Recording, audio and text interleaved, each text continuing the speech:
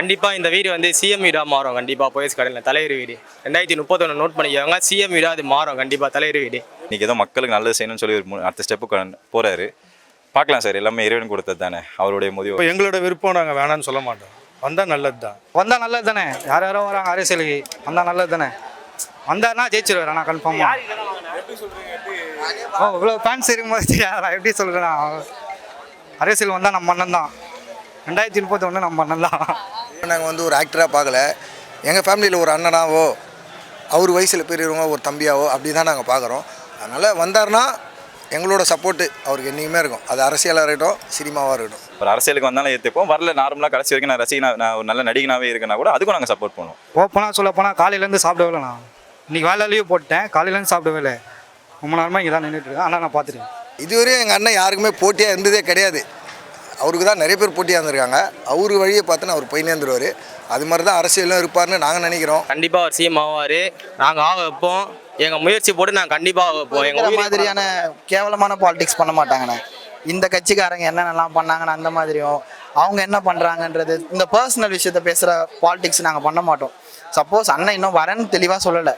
Suppose அண்ணன் வந்தால், suppose அண்ணன் வரேன்னு சொல்லிட்டாருன்னா ஒரு ப்ராப்பரான பாலிடிக்ஸ் எப்படி இருக்குன்றத அண்ணன் சொன்ன மாதிரி தான். மற்ற ரசிகர்கள்லாம் எப்படி இருக்குமோ நீங்கள் பார்த்துருப்பீங்க, மற்ற ரசிகர்கள்லாம் எப்படி இருப்பாங்கன்ட்டு.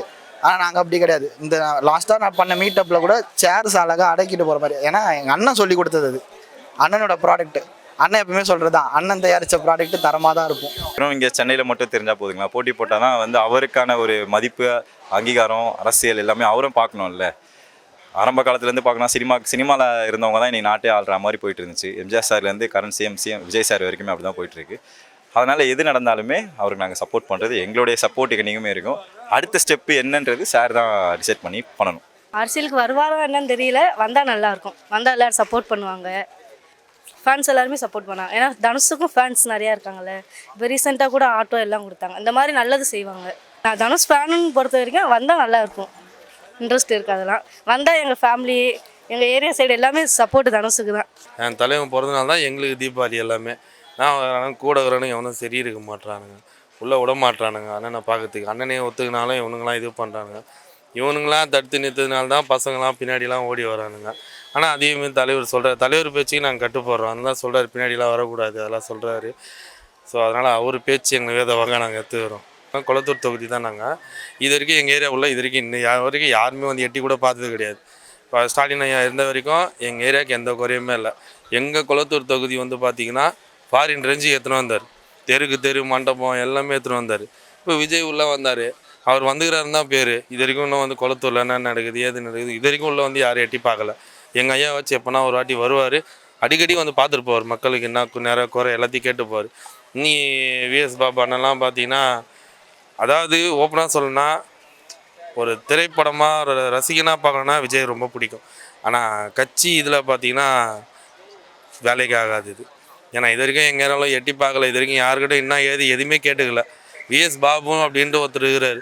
அவர் இன்ன வரைக்கும் எங்கள் ஏரியாவில் இன்னும் வந்து பார்த்தது கூட கிடையாது.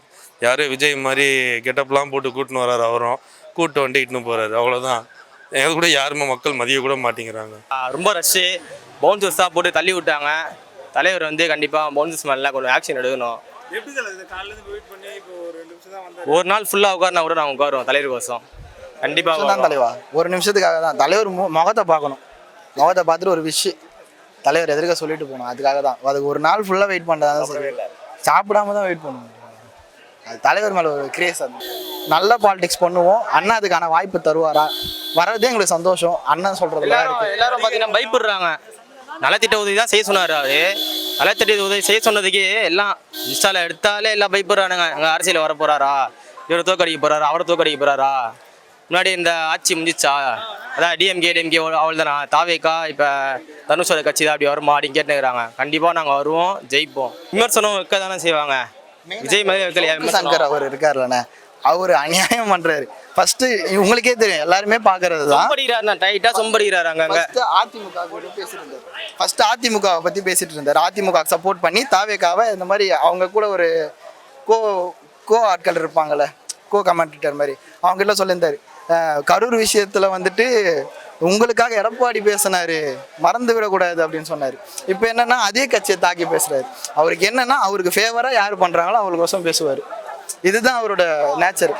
அவர் விமர்சனம் வைக்கிறதுனால அண்ணன் தாழ்ந்து போயிடுவாருன்றது. அண்ணன் அப்பத்துலேருந்து விமர்சனத்தை ஃபேஸ் பண்ணி இப்போ வரைக்குமே 6 நேஷனல் அவார்டு வாங்கியிருக்காரு.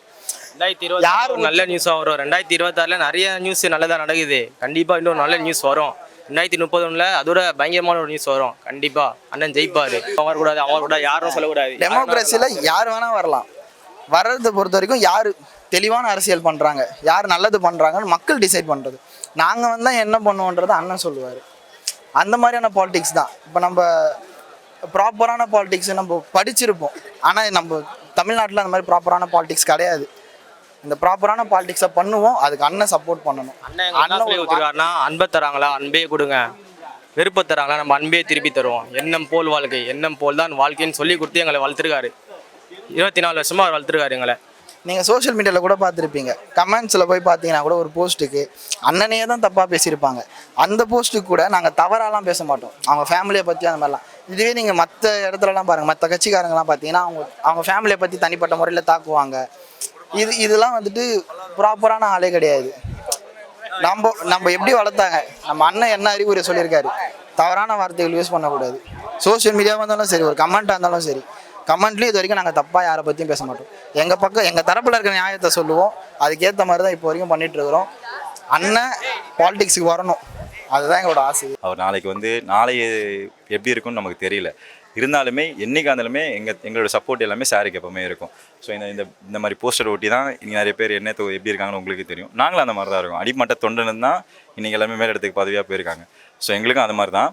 எங்களுக்கு பேக் போனால் சார் இருக்கார். ஸோ எங்களுக்கு பிரச்சனை கிடையாது. அவர் கொடுக்குற எல்லா சப்போர்ட்டுமே நாங்கள் மேலே போகிறதுக்கு நல்ல ஒரு வாய்ப்பு தராரு. அது எங்களுக்கு நல்லது நடக்கும்னு நம்பிக்கை இருக்குது. சார் இன்னும் நல்லா இருக்கணும். இன்றைக்கி அவருக்கு பிறந்தநாள் மட்டும் இல்லை, இதே மாதிரி வருஷத்தில் எது நடந்தாலுமே நாங்கள் பண்ணுவோம். படமாக இருந்தாலும் சரி, சாரோட எந்த ஒரு ஃபங்க்ஷன்னாலுமே நாங்கள் எல்லாமே எடுத்து நடத்துகிறோம். ஸோ படம் வந்தால் எங்களுக்கு திருவிழா, அந்த மாதிரி தான் நாங்கள் எல்லாமே செலிப்ரேட் பண்ணிகிட்டே இருக்கோம். நான் வடக்கஞ்சேரி, பாலக்காடு வடக்கஞ்சேரி எங்கள் ஊர்லேருந்து பிரதானி சொல்கிற ஊர்லேருந்து வர்றேன். தனுஷ் அண்ணா ரொம்ப எனக்கு பிடிச்சனால வர்றேன். அவர் தான் நமக்கு எல்லாமே உயிருக்கு உயிராக அவரை பிடிக்குது. அவரோட ஆடுகளம், பொல்லாதவன், இந்த மாதிரி வட சென்னை இதெல்லாம் பார்த்ததுனால அவரை ரொம்ப பிடிச்சி போச்சு. அவர் தான் நான் ஃப்ளெக்ஸ் எல்லாம் வச்சிருக்கு ஊரில். நம்ம ஜெயபாரதி தியேட்டர் சொல்லுவோம் ஊருக்கு பக்கத்தில். அந்த ஊரில் நான் ஃப்ளெக்ஸை வச்சிருந்து அது எங்கள் ஊர் பசங்க கிழிச்சிருச்சு. ஆனாலும் அதுக்கும் பெரிய ஃப்ளெக்ஸ் நான் வச்சேன். பின்ன பொல்லாதவன் பார்த்து பைக் எடுத்து சுற்றின ஊரில் எல்லாம். அதனால அண்ணன் தான் ரொம்ப பிடிக்கும். இன்னும் சேவல் வளர்த்தி இருந்தது. ஆடுகளம் அந்த மாதிரி படத்துலையும் பார்த்து ஆளுங்க பிரச்சனை, ஊருக்காரங்க பிரச்சனை, அதிலெல்லாம் தாண்டி அண்ணனை நம்மளுக்கு ரொம்ப பிடிக்கும். இப்போ பசங்க வர்றாங்க, சின்ன சின்ன பசங்களுக்கு அண்ணனை பிடிச்சி வர்றாங்க. அண்ணன் அரசியலில் வர்றதான் எங்களுக்கு பிடிச்சிருக்கு. அண்ணன் வந்துடுதுன்னா ஏழைகளுக்கு உதவியாக இருக்கும். அண்ணன் எல்லாருக்கும் உதவி பண்ணும். அந்த மாதிரி கேரக்டர் தனுஷ் அண்ணன் அதுதான் பிடிக்குது. கேரளா மக்களுக்கு கொஞ்சம் பேருக்கு அண்ணனை ரொம்ப பிடிச்சி வருது. இப்போ நாம தான் கேரளாவில் அண்ணனோட ஃபேன்ஸில் எல்லாமே நாம தான் அண்ணனுக்கு ரொம்ப அண்ணனை நமக்கு உயிர். ஆடுகளம், இந்த மாதிரி வட சென்னை, இந்த மாதிரி படம் அண்ணனுக்கு மட்டும்தான் அந்த மாதிரி படம் எல்லாம் இதாக்க முடியும், நடிக்க முடியும். வேற ஒரு ஆக்டருக்கு அது முடியாது. அந்த மாதிரி படம் கொண்டு வரதுக்கு முடியாது. அதான் மனித மனசுகளை கீழ்படுத்திருக்கு அண்ணன்.